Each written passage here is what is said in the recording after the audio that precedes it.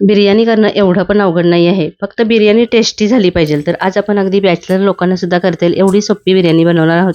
तेलामध्ये हे सगळे मसाले टाकायचे आहेत आणि थोडेसे परतून घ्यायचे. 15 मिनिटं तांदूळ भिजत टाकलेला तो पाणी निथळून याच्यामध्ये टाकायचं आहे. मीठ टाकायचं आहे, परतून घ्यायचं आणि गरम पाणी टाकायचं आणि एक शिट्टी काढायची आहे. आणि चिकनला हळद, तिखट, मीठ, दही, गरम मसाला आणि बिर्याणी मसाला लावून 1 ते 2 तास ठेवायचं आहे. कांदा, टोमॅटो असं बारीक चिरून घ्यायचा. त्याच्यामध्ये आलं लसूण पेस्ट टाकायची आहे. मी इथं कांदा लसूण मसाला टाकलेला आहे. मीठ टाकायचं आणि बिर्याणी मसाला टाकायचा आहे. चांगला परतून घ्यायचं. थोडंसं पाणी टाकायचं म्हणजे खाली लागणार नाही. त्याच्यामध्ये हे चिकन आहे मॅरिनेट केलेलं ते टाकायचं आहे. चांगलं त्याच्यामध्ये आपण परतून घ्यायचं आहे आणि झाकण लावून सुद्धा परतायचं म्हणजे मग त्याला एक छान टेस्ट येते. वरती पाणी टाकायचं. तेच गरम पाणी त्याच्यामध्ये ओतून हे चिकन शिजवून घ्यायचं आहे. आता थोडंसं चिकन बाजूला काढून घ्यायचं आणि हे भाताचे आणि चिकनचे लेयर लावायचे. वरती पुदिना कोथिंबीर टाकायची. आपली झटपट छान सुंदर टेस्टी बिर्याणी तयार झालेली आहे. आवडले तर लाईक शेअर सबस्क्राईब करा.